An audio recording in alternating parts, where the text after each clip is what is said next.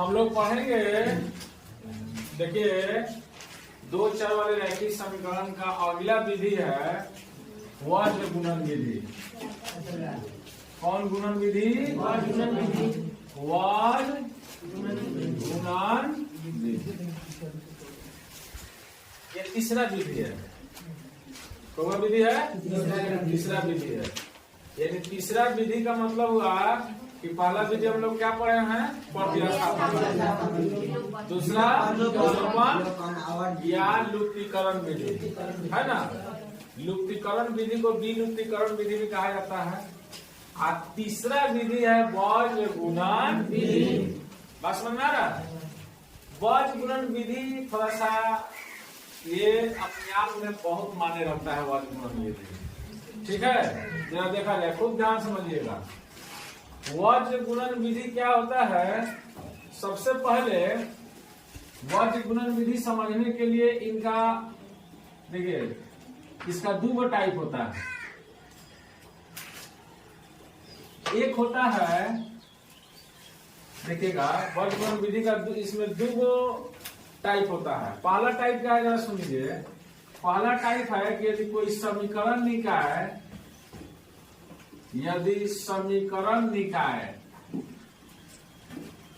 क्या चीज? यदि कोई समीकरण निकाय, देखिए किस रूप में होता है, जरा देखिएगा।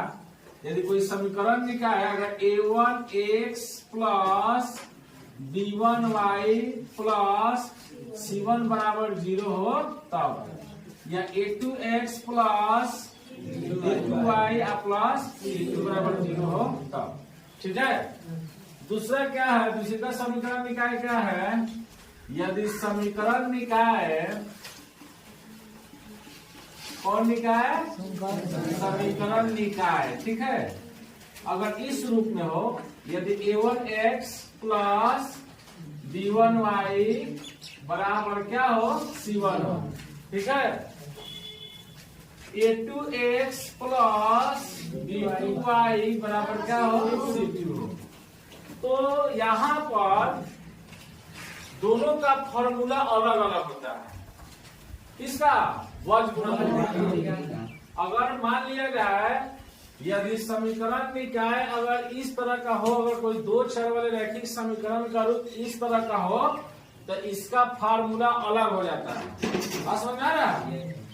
अगर यदि समीकरण निकाय a1x plus b1y plus c1 हो, यानी बराबर में c1 हो, a2x प्लस b2y बराबर क्या हो? c2 हो, तो इस समीकरण निकाय का फॉर्मूला अलग हो जाता है। बात समझ में आ गया? यानी वज्र गुणन विधि जो है फॉर्मूला एक ही होता है। फॉर्मूला क्या होता है? एक हो, लेकिन वह किस मतलब किस रूप में है, किस रूप में हमको कह रहा है कि हल करने के लिए, जरा समझिए। अगर इस रूप में कोई समीकरण है, कैसे? जैसे अगर मान लिया जाए, एग्जाम्पल का बात हम करते हैं, एग्जाम्पल का, अगर मान लिया जाए 2x प्लस 3y प्लस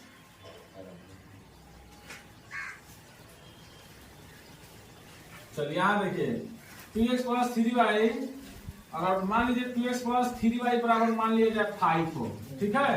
अब देखिएगा, तो कहने का मतलब है ई वाला रूप देखिए, ठीक है। या इसी को हम लिख सकते हैं 2x प्लस 3y, आई प्लस में तो उठा कर रख देंगे, इधर क्या बच जाएगा? 0। तो जरा देखिए, अब इसको हम साफ कर देते हैं, जरा देखा जाए, ध्यान दिया जाए। देखिए अब जो है, या 3x प्लस 5y या -2 बराबर 0। ये अगर इस टाइप का क्वेश्चन रहेगा अगर आपके सामने, दो चर वाले रैखिक समीकरण का सबसे अच्छा विधि होता है वज्र गुणन विधि। इसको समझिए ध्यान से। अगर मान लिया जाए समीकरण निकाय का अगर इस रूप का, यही ना रूप है, ध्यान दीजिएगा। a1 का वैल्यू कितना है? 2x, b1 का 3y, c1 का -5 है ना। अब सुनिए, अगर इस रूप में होगा तो फॉर्मूला क्या होगा, जरा ध्यान दीजिएगा। इस रूप में अगर होगा तो इसका फॉर्मूला अलग हो जाता है, ठीक है। अगर इस रूप में होगा, मान लीजिए 2x प्लस 3y बराबर 5, 3x प्लस 5y बराबर 2, दोनों जरा देखिएगा ध्यान से, जरा दोनों का ध्यान से देखा जाए, दोनों को, दोनों में क्या चीज का अंतर है जरा देख लीजिए। दोनों में क्या चीज का अंतर है समझिएगा। इसमें C1 साथ में है और इसमें C1 बराबर का उस पार है कि नहीं है। तो हमारे कहने का मतलब है यानी वज गुणन विधि जो है अगर इस रूप में रहेगा तो क्या होगा फॉर्मूला, ठीक है। इस रूप में रहेगा तो वज गुणन विधि का फॉर्मूला क्या होगा। अब आप समझ सकते हैं कि अगर इस रूप में होगा, इसका रूप यही ना है, इसका पैटर्न यही ना है और इसका पैटर्न यही है। तो आपको वज गुणन विधि में इस रूप में भी अगर आपको समीकरण दिया रहेगा और इस रूप में भी दिया रहेगा, बात समझ में आ रहा है। इस रूप में दिया है तो मान चेंज करने की आवश्यकता नहीं है। अगर मान लीजिए इसमें दिया है तो मान चेंज करने की आवश्यकता है। यानी सिर्फ एक चिन्ह का उलट दिया जाता है और पलट दिया जाता है, एक चिन्ह का। अब वो चिन्ह कौन है जरा समझिएगा। तो वज गुणन विधि का ये तो पूरा समझ में आ गया सब किसी को, आज नहीं आया, आ गया। जरा सुना जाए, अगर मान लिया जाए, इसको हम साफ कर देते हैं। वज गुणन विधि का समीकरण निकाल का कई पैटर्न होता है, एक C1 साथ में होता है, एक C1 होता है। अब जरा ध्यान दीजिएगा, देखिए अगर मान लिया जाए, देखिए अगर मान लिया जाए यदि समीकरण निकाय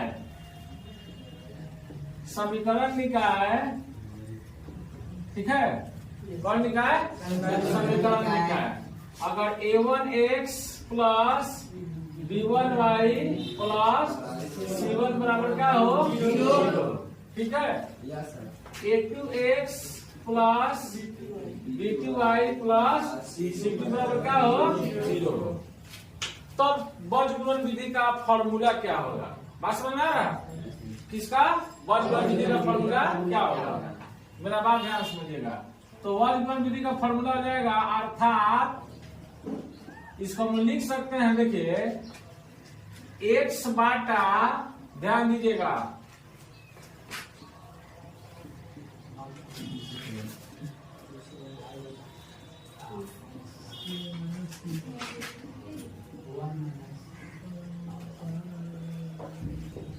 देखिए हम क्या करेंगे जरा सुनिएगा। यानी ये वज गुणन विधि का फॉर्मूला हम तैयार कर रहे हैं। फॉर्मूला रट के पढ़िएगा, मामला गड़बड़ा जाएगा। इसको हम समझ के पढ़ेंगे, ट्रिक से पढ़ेंगे। देखिए ये क्या लिखा है, क्या लिखा है बुआ, इसको हम क्या पढ़ेंगे, BC। इसको दोनों को मिला देंगे कथी, काका पढ़ेंगे, हाई दोनों को मिला देंगे तो अब, है ना, क्या पढ़ेंगे अब, ठीक है। जरा सुनिएगा, तो हम इस दोनों को एक ट्रिक हम लोग तैयार किए हैं। इसको वज गुणन विधि का लिखने का तरीका समझ लीजिए। यानी कि सीधे लिखेंगे x और नीचे लिखेंगे कई बार, 2 बार, काका 2 बार, अब 2 बार। यानी इसको पढ़ेंगे BC काका अब। बात समझ में आ रहा है, BC काका अब कुछ नहीं करना है। अब हमें लिख देना है 1 पर 2 12, 2 पर 1 21, फिर 12, फिर 21, फिर 12, फिर 21। फॉर्मूला बन के तैयार। यही फॉर्मूला होता है किसका, वज गुणन विधि का। बात समझ में आ रहा है। ये फॉर्मूला हो गया, पहचानने का नियम समझिए आप लोग। अगर मान लिया जाए, देखिएगा, देखिए अगर मान लिया जाए, खूब ध्यान समझिएगा हमारा बात। अगर मान लीजिए हमको फॉर्मूला लिखना है, तब क्या लिखेंगे, तब लिखेंगे सीधे x और नीचे BC y बटा काका काका, ओकरा बाद कथी और 12 21 हो गया, फॉर्मूला बन के तैयार। समझ में आ गया, अगर नहीं समझ में आया तो हम पहचाने का नियम क्या है, BC काका। बात समझ में आ गया। इसको हम साफ कर देते हैं, ठीक है। जरा देखिएगा, बीसी काका सब किसी को समझ में आ गया?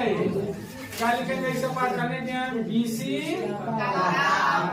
काका और अच्छा आबा मत करिए, ऐसा बीसी काका यही है। क्या लिखना है? बीसी को कई बार लिखना है? 2 बार।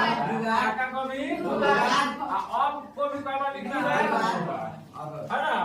हमारा पागल दिमाग है, दोनों 2-2 है। बात समझ में आ रहा है? सुनिए, तो हम फॉर्मूला फिर एक बार सिखा देते हैं। क्या लिखेंगे? एक्स बटा बीसी को 2 बार, वाई बटा सी कई बार, आई 12 सब किसी को समझ में आ गया? आगे नहीं आया? आ गया ना जी? चलिए, बहुत अच्छी बात है, सब किसी को समझ में आ गया है। चलिए,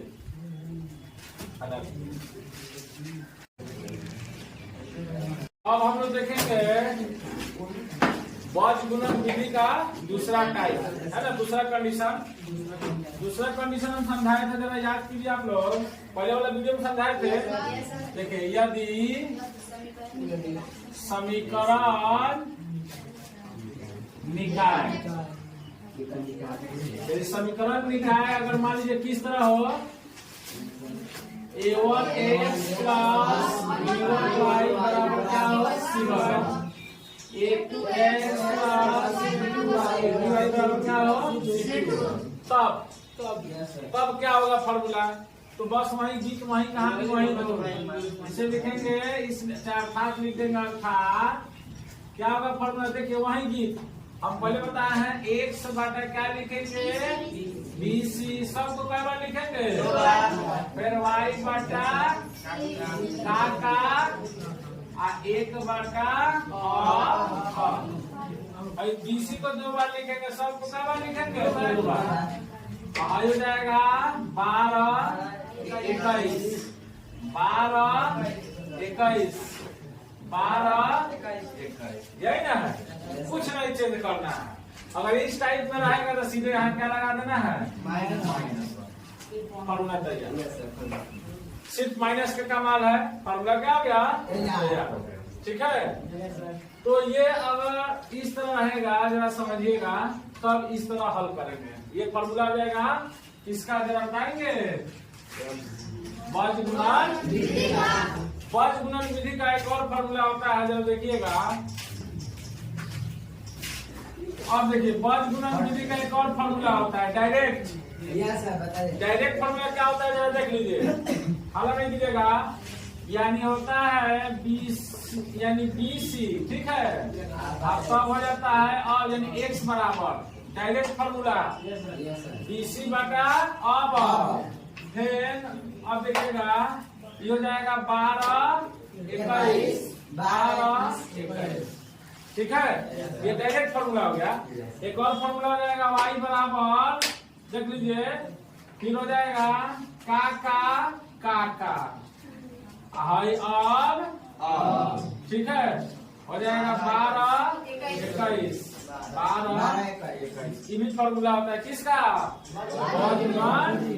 सारा सियरा हुए हैं, खाली पोछवा क्या है? इस पर निकालिएगा तो डायरेक्ट निकल जाएगा, बात समझ आ रहा है? इस पर निकालिएगा थोड़ा सा झोल होगा, और सबसे अच्छा यही फॉर्मूला है, डायरेक्ट मान रखिए और एक्स का वैल्यू। सुनिए, ध्यान दे रहे, कौन गुणन विधि? इसका सूत्र जो है एक और चीज से दर्शाया जाता है, जरा सुनिएगा, देखा जाए, ध्यान दिएगा।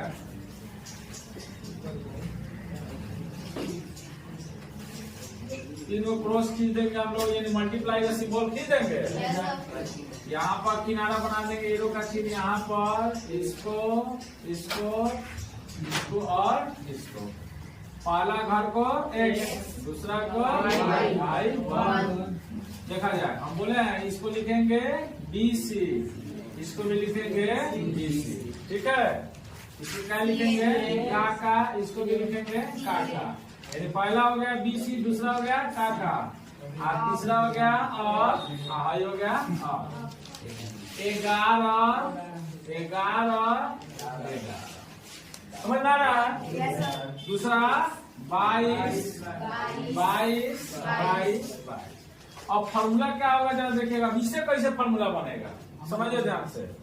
यानी x है तो x आप बाटा, ध्यान दीजिएगा हम लोग पहले यहाँ से चलेंगे B1 और क्या हो जाएगा C2 माइनस फिर हो जाएगा B2 C1। अब ठीक है? चलिए फिर क्या लिखेंगे बराबर। अब आते हैं y के घर में, y के घर में आएंगे तो फिर हो जाएगा कौन सी A2 माइनस C2। क्लियर है? सब किसी को समझ में आ रहा है? चलिए तीसरा है 1 बटा 1 है तो 1 A1 B2 माइनस B2 है ना?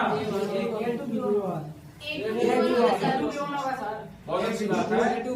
A2 आई अब जो है इसमें क्या छुपा रहता है? तो माइनस है तो इसमें क्या लिख दीजिएगा? समझ में आ गया? पहला से गुना करेंगे दूसरी का घटाएंगे, फिर पहला से गुना करेंगे दूसरी का घटा दिया गया है, सब में घटाव का चिन्ह दिया गया है। इसको सब किसी को समझ में आ गया है? एक और समझाते हैं। गुना करेंगे B1 C2 तो B1 C2 हो गया माइनस फिर हो जाएगा कौन सी G2 C1। ये क्लियर हो गया? इसका वैल्यू y का देखिए, y का देखा जाए यहाँ से कितना है C1 A2 फिर बीच में तो घटा है घटा देखिएगा, फिर देखिए C2 A1 क्लियर हो गया? और यहाँ देखिए 1 बटा फिर A1 B2 है फिर घटा का चिन्ह तो घटा और फिर हो जाएगा A2 B1 सब किसी को समझ में आ गया? बहुत अच्छी बात, उत्तर दीजिए।